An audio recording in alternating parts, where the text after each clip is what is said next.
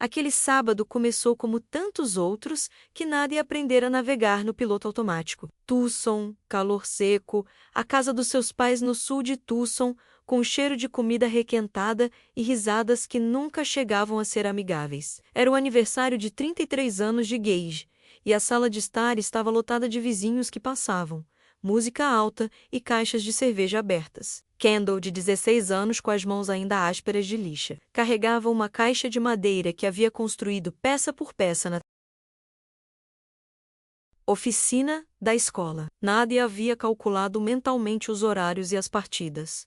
Chegar, desejar-lhe feliz aniversário, entregar-lhe o presente, voltar para casa antes do anoitecer. O que ela não havia calculado era a sensação física imediata de que algo essencial estava prestes a se romper, porque a atmosfera tinha aquela tensão densa antes de um comentário cruel que todos fingem não ouvir. Quando a caixa chegou às mãos de Gage, não houve curiosidade nem preocupação, apenas um olhar rápido e um sorriso presunçoso que a família conhecia muito bem. Ele a virou como se não pesasse nada, soltou uma risadinha, chamou-a de barata sem olhar para Kendall e a jogou para frente. O golpe forte na maçã do rosto da adolescente silenciou a música e o murmúrio. Kendall ficou imóvel por um segundo, com os olhos arregalados e a respiração presa na garganta. Depois levou a mão ao rosto, mais surpresa do que magoada. Os pais de Nadia reagiram com uma piada sem graça e risadas nervosas, sua maneira habitual de disfarçar o constrangimento. Nadia sentiu vontade de pegar a filha no colo, de ir embora, mas também a nítida certeza de que uma linha havia sido traçada, uma linha sem volta. Nadia agarrou o braço de Kendall, quase sem pensar, e a conduziu para fora de casa, sob o olhar confuso dos convidados. Lá fora, o ar cheirava a poeira e gasolina. O sol continuava a brilhar forte como se nada tivesse acontecido. A menina não chorava, apenas encarava o chão com uma mistura de vergonha e perplexidade. No caminho para o carro, Nadia ouviu sua mãe gritar algo sobre não exagerar, como se tal humilhação pudesse ser simplesmente ignorada. Enquanto dirigia, sua respiração acelerou até que seu peito doesse. Pela primeira vez na vida adulta,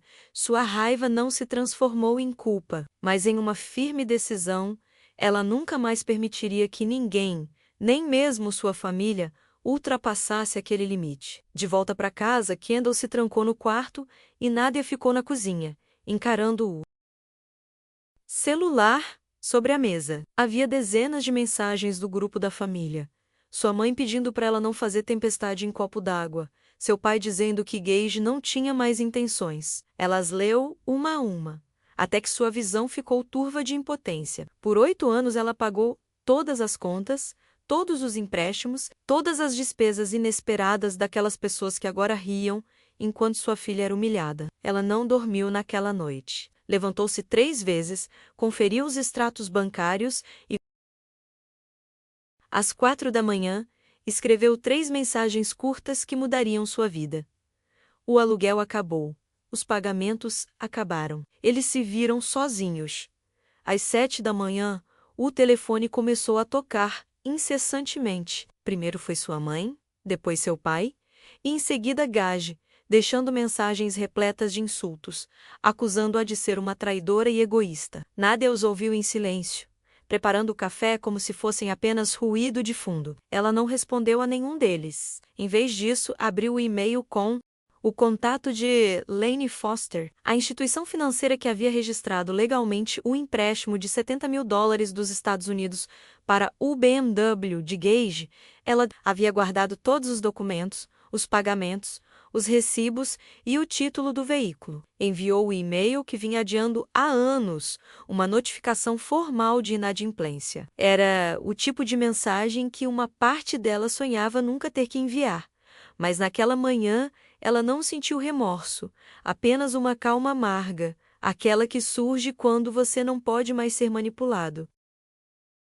Ao meio-dia, a notícia já havia se espalhado por toda a família. Sua mãe apareceu à porta, furiosa, com uma mistura de lágrimas e reprovações escorrendo pelo rosto. Falou de desonra, de vergonha e de quem vai cuidar de nós agora. Nadia não a deixou entrar. explicou em tom firme que o dinheiro era um empréstimo, não caridade, e que ela já havia cumprido sua parte do acordo. A mulher respondeu com sua frase de sempre: família não é abandonada. Mas Nádia já havia entendido que essa ideia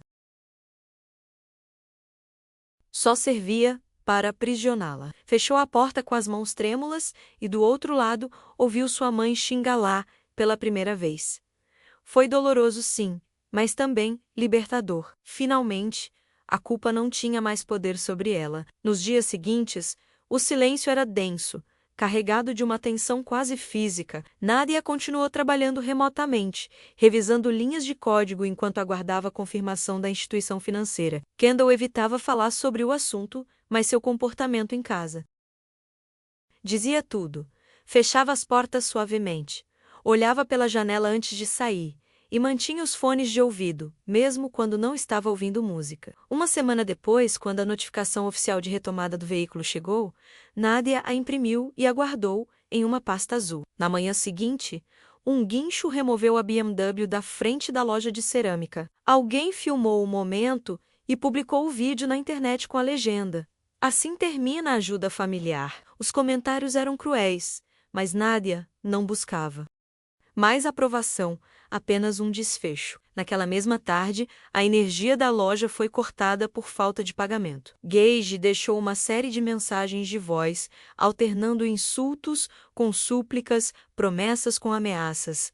Nádia ouviu todas, sem responder. Depois, apagou-as. No instante seguinte, tudo desmoronou. A loja fechou, as contas se acumularam. Seus pais receberam avisos de despejo do apartamento que ela não pagava mais. Em poucos dias, os três estavam presos em uma cadeia de decisões. E pela primeira vez, Nádia não interveio. Era como assistir de camarote a um filme do qual ela fora protagonista. Ela passou de Porto Seguro para todos a inimiga pública número 1. E, no entanto, pela primeira vez em anos, ela dormiu tranquilamente, sem medo de uma ligação de emergência no meio da noite. A primeira tentativa de retaliação veio rapidamente. Sua mãe apareceu no prédio onde Nádia trabalhava, carregando cartazes com seu nome e a frase "abandonou seus pais doentes". Ela os afixou na entrada do estacionamento. O Departamento de Recursos Humanos ligou para ela, preocupado, e ela teve que explicar que era um assunto pessoal, que já havia tomado medidas legais. Ela saiu do escritório com tremores incontroláveis nas mãos. Essa humilhação pública era exatamente o que ela temia há anos, o motivo pelo qual sempre cedia. Mas dessa vez, ela não cedeu. Naquela mesma tarde, ela entrou com um pedido de medida protetiva, o primeiro de sua vida. Ela não o fez por raiva, mas com fria precisão. Sabendo que não se tratava mais de proteger sua reputação, mas a segurança de sua filha. Enquanto isso, Kendall começou a mostrar os efeitos do trauma. Ela acordava sobressaltada a cada batida na porta, a cada notificação no celular. Na escola, sua professora de arte percebeu sua ansiedade e ofereceu-lhe um espaço para trabalhar na oficina. Lá, entre martelos e madeira, a adolescente encontrou algo que se assemelhava à calma. Nádia a observava de longe, tentando não desabar, vê-la reconstruir algo com as próprias mãos, enquanto seu mundo desmoronava. Foi uma lição silenciosa. Foi então que ela entendeu que quebrar um ciclo não era um ato heróico ou imediato, mas um processo. E mesmo que as pessoas ao seu redor não entendessem, escolher a paz tinha um preço, mas também tinha significado. As semanas seguintes foram um verdadeiro campo minado emocional. Os pais de Nádia começaram a ligar para ela de números desconhecidos, deixando mensagens carregadas de culpa. Seu pai está doente, como você consegue dormir em paz? Deus vai te castigar por isso. Ela ouviu cada uma delas, com o mesmo nó no estômago, mas parou de responder. Guardou as mensagens como prova, sabendo que precisaria delas, mais cedo ou mais tarde. No trabalho, os supervisores de segurança lhe designaram um protocolo. Se algum membro da família aparecesse no campus, ela deveria ligar diretamente para o número interno 223. Na primeira vez que ligou, sua voz tremeu, mas o guarda a parabenizou por não ter cedido.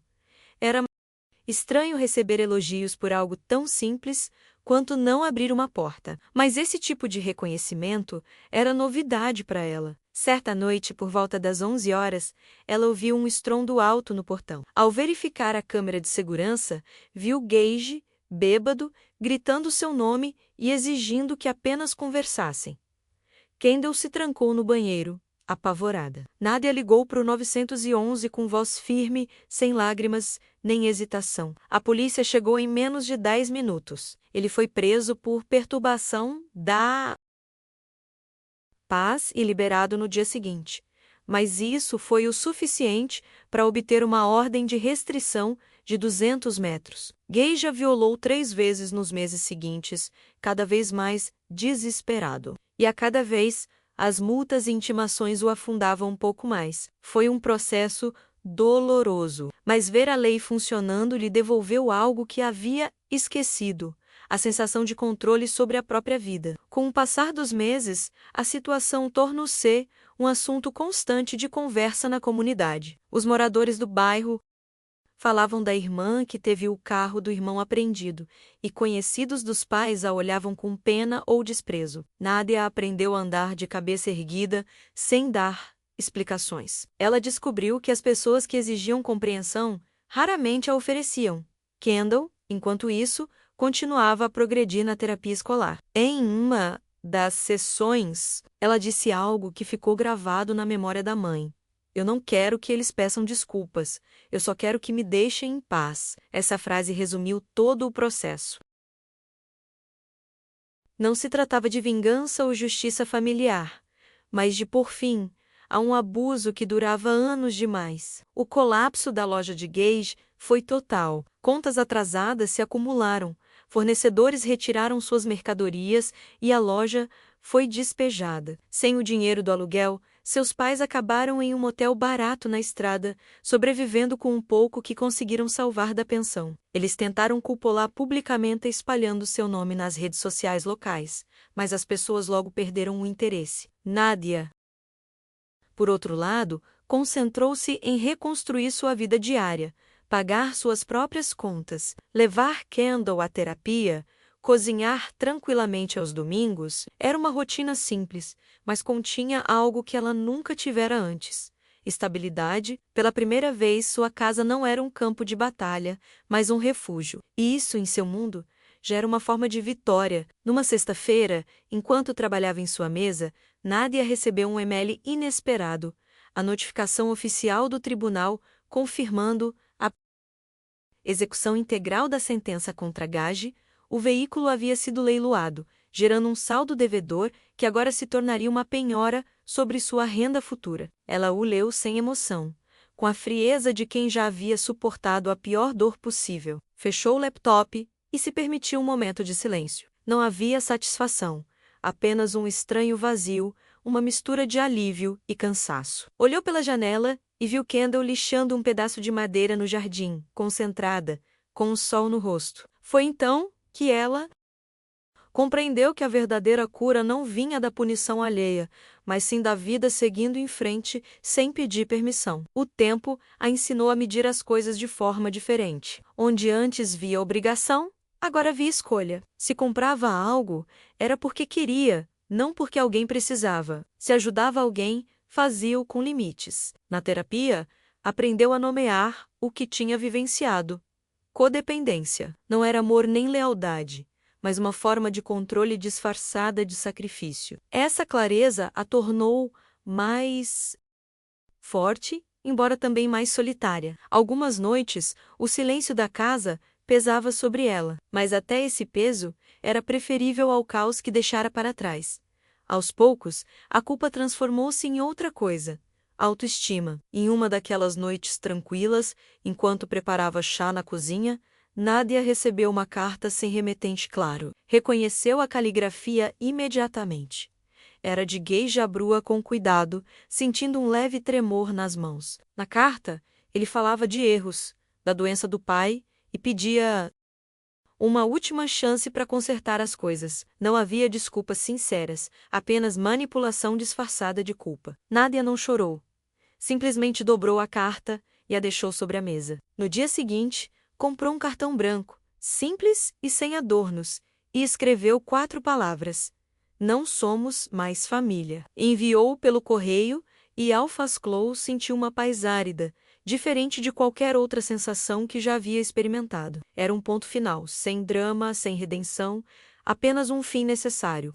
Com o passar dos meses, tudo se acalmou. As mensagens cessaram, os vizinhos pararam de fofocar e a vida entrou em um novo ritmo. Nadia recebeu uma promoção no trabalho, um aumento que veio justamente quando ela menos esperava. Kendall ganhou um prêmio local por uma mesa de madeira que ela mesma desenhou.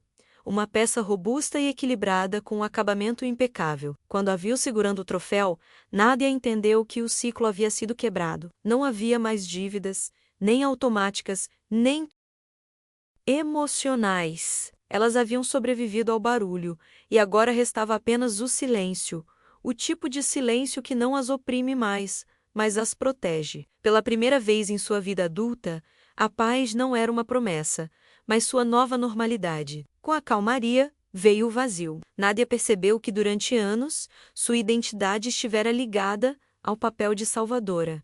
Resolver problemas, pagar contas, apoiar os outros. Quando esse papel desapareceu, ela sentiu um estranho vazio, como se não soubesse quem era fora das crises. Começou a preencher esse espaço com pequenas rotinas, caminhadas matinais, aulas de cerâmica com a filha e tardes inteiras sem checar o celular. Foi uma reconstrução silenciosa, mas profundamente transformadora. A casa cheirava a madeira nova, café fresco e uma tranquilidade que antes lhe parecera impossível. Ela havia compreendido que a cura não se tratava de esquecer, mas de aprender a viver sem medo de que o passado voltasse para assombrá-la. E se você chegou até aqui, talvez se identifique com esse cansaço de dar tudo por aqueles que nunca se importaram com você. Me diga de onde você está lendo ou assistindo.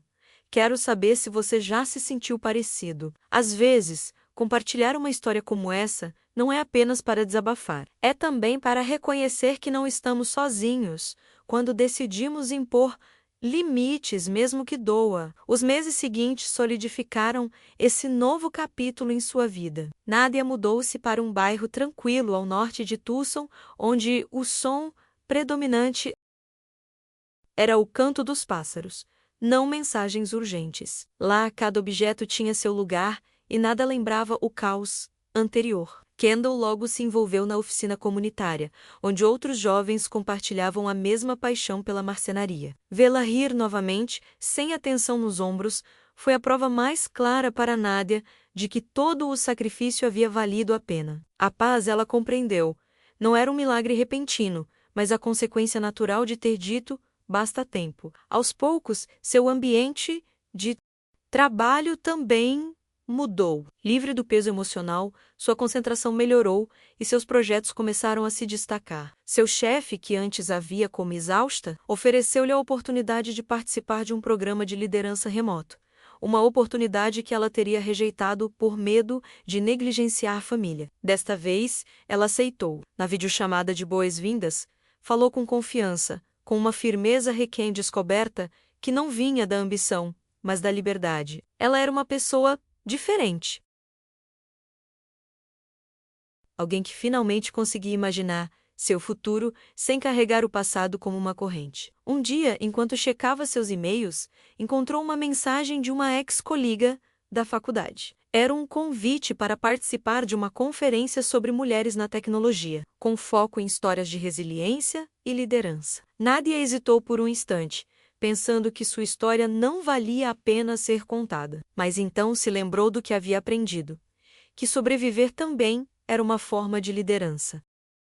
Ela aceitou o convite. No evento, falou sem drama, com a serenidade de quem não precisa mais justificar seu passado. Contou como confundiu amor com obrigação e como o medo de ser julgada a manteve presa. Ao terminar, a plateia ficou em silêncio por alguns segundos antes de aplaudir. Não por pena, mas por respeito. Kendall estava na primeira fila, filmando com o celular, sorrindo orgulhosamente. Finalmente, aproximou-se e entregou-lhe uma pequena escultura de madeira com a palavra força gravada.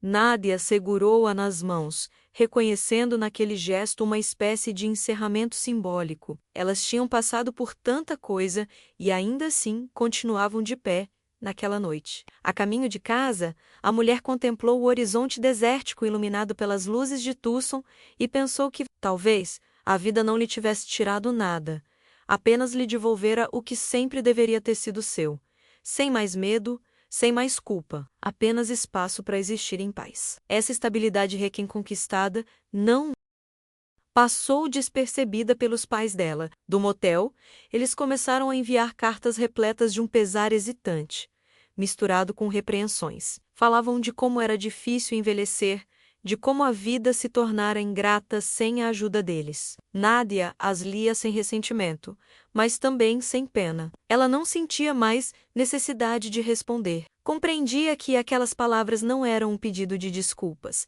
mas uma forma de continuar puxando um fio que ela decidira cortar. A diferença era que agora esse fio não aprendia mais. Cada carta não respondida se tornava mais uma prova de seu amadurecimento, de sua capacidade de se manter firme, sem justificar seu distanciamento. Kendall, por sua vez, transformou sua dor em talento. Sua paixão por marcenaria a levou a ganhar uma bolsa parcial para um programa de design industrial. Nadia a acompanhou em entrevista, observando-a falar com segurança sobre materiais, proporções e texturas. A adolescente que antes tremia diante da violência do tio, agora exibia uma calma, sólida, aprendida através do estabelecimento de limites. Naquela tarde, depois de saírem do campus, mãe e filha sentaram-se para comer sorvete em silêncio. Não havia necessidade. A paz entre elas era silenciosa, mas profunda. Era a prova de que as feridas podem cicatrizar, mesmo que as cicatrizes permaneçam. Numa tarde de outono, enquanto limpava a garagem, Nadia encontrou uma caixa antiga cheia de documentos e fotos de família. Dentro havia recibos de empréstimos, cópias de transferências e uma foto de Gage criança, sorrindo em uma bicicleta quebrada. Ela a segurou por alguns segundos e sentiu um nó na garganta. Não era nostalgia, era uma mistura de tristeza e alívio. Pela primeira vez, ela conseguia se lembrar sem ódio. Colocou a foto em um envelope separado e jogou o resto no lixo. Foi um gesto simbólico, mas necessário.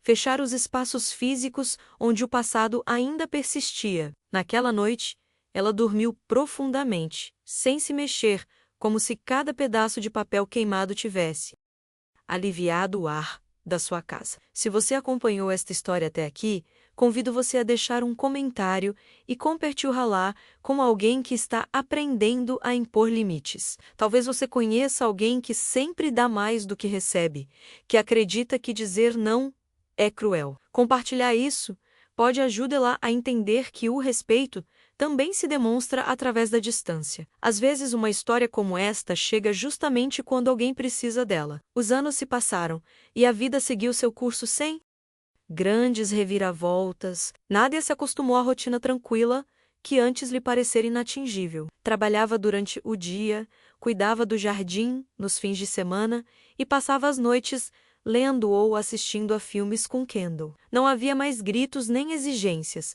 apenas o canto constante dos grilos e a sensação de estar no lugar certo. Ao olhar para trás, teve dificuldade em se reconhecer na mulher que tolerara por tanto tempo. Compreendeu que o hábito também pode ser uma forma de prisão e que a verdadeira liberdade não vem de grandes gestos, mas de pequenas decisões tomadas com consistência todos os dias. Kendall, agora na faculdade, começou a construir sua própria oficina no quintal. Ela havia herdado a disciplina da mãe, mas sem o peso da culpa. Às vezes, Nadia sentava-se e a observava trabalhar, maravilhada com a paz que ela havia conquistado com tanto esforço. Certa vez a jovem lhe disse: "Você não me ensinou a perdoar. Você me ensinou a impor limites. E isso me salvou." Foi a primeira vez que Nadia chorou sem tristeza. Ela entendeu que a história delas não havia terminado em um rompimento, mas em um legado. O que começara com uma caixa atirada no rosto da filha, estava terminando com outra caixa, construída com amor e propósito. A diferença estava em quem segurava as ferramentas. Com o passar do tempo, Sua relação com o passado se suavizou. Os nomes que antes lhe causavam dor já não provocavam reações físicas. Eram meras lembranças de um capítulo encerrado. Certo dia, ao checar seu e-mail, encontrou uma notificação sobre a herança do pai.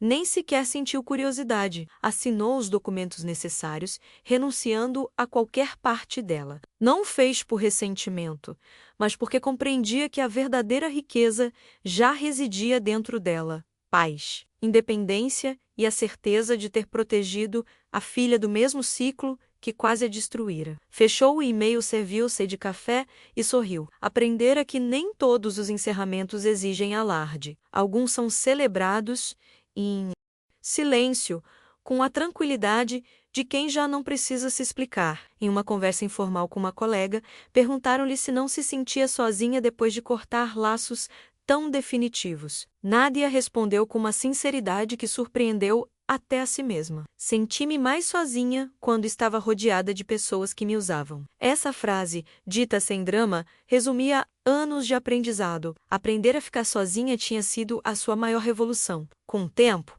essa força atraiu pessoas diferentes, relacionamentos saudáveis, amizades que não exigiam mais do que davam. A vida, finalmente, encontrou o seu equilíbrio sem esforço. E nesse equilíbrio, Nádia encontrou algo que nunca imaginou ser possível: amor sem compromisso. No dia da formatura de Kendall, o auditório estava repleto de famílias, risos e flores. Nádia, sentada na plateia, sentiu uma onda de emoção ao ver a filha subir ao palco. Não era apenas orgulho de suas conquistas acadêmicas, mas a certeza de Tila visto reconstruir sua vida sem perder sua sensibilidade. Quando a jovem mencionou em seu discurso minha mãe, que me ensinou a não ter medo de ficar sozinha, Nádia não conseguiu conter as lágrimas. Não era tristeza, era uma espécie de gratidão silenciosa. Toda a dor, as noites em claro, os anos de culpa, tudo a levaram àquele momento. Naquele aplauso compartilhado,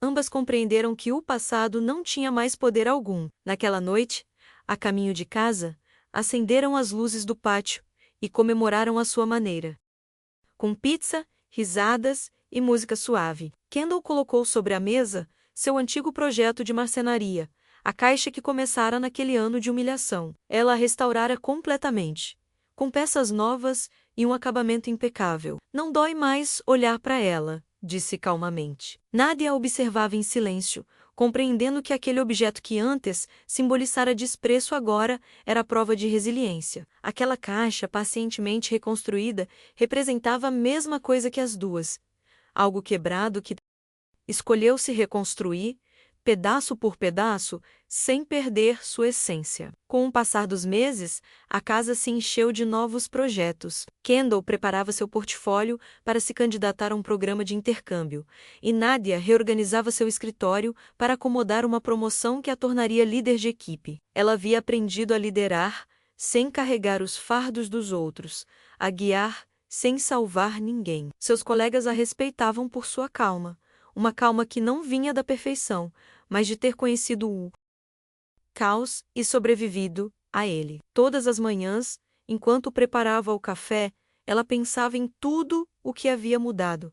Nada mais de ligações inesperadas, nada mais de reclamações, nada mais de contas alheias. Apenas a rotina tranquila de alguém que finalmente entendeu que o verdadeiro amor não exige sacrifício constante, mas sim equilíbrio. Às vezes, Nádia recebia mensagens de estranhos que tinham ouvido sua história na conferência ou lido trechos em fóruns online. Mulheres e homens contavam como suas histórias os ajudaram a tomar decisões semelhantes, encerrar ciclos, estabelecer limites, libertar-se de dependências familiares ou emocionais. Ela respondia com empatia, mas sem assumir o papel de heroína. Lembrava-lhes que ela também tivera medo, que o fim do abuso não a tornara forte imediatamente, mas sim humana. Essas mensagens se tornaram lembretes de um propósito.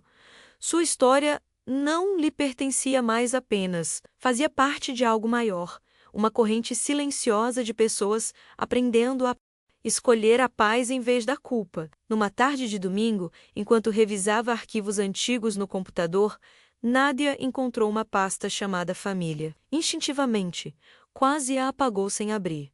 Mas algo ADTB. Lá dentro havia fotos antigas, documentos e uma pequena gravação. A voz do pai rindo durante um jantar, muitos anos atrás. Ouvir aquele som lhe causou um leve arrepio, mas não dor. Pela primeira vez, ela conseguia olhar para trás sem raiva ou a necessidade de justificar nada. Sentia-se grata por tudo o que aprendera, até mesmo pelas partes difíceis. Fechou a pasta, respirou fundo e a apagou para sempre. Aquela simples ação foi como fechar uma porta em paz, não com ressentimento, mas com maturidade. Foi uma despedida silenciosa, mas repleta de significado. Com o tempo, Nadia e Kendall começaram a viajar juntos. Nada extravagante, viagens curtas para cidades próximas, feiras de arte, mercados locais. Cada viagem era uma oportunidade para redescobrir o mundo sem o peso da culpa. Em uma dessas viagens, enquanto dirigiam por uma estrada deserta, Kendall olhou para o horizonte e disse: "Você reparou como tudo está silencioso agora?" Nadia sorriu. Era verdade. Não havia telefonemas, nem gritos, nem discussões, apenas o som do vento. Naquele silêncio, ambos encontraram algo mais profundo que a felicidade.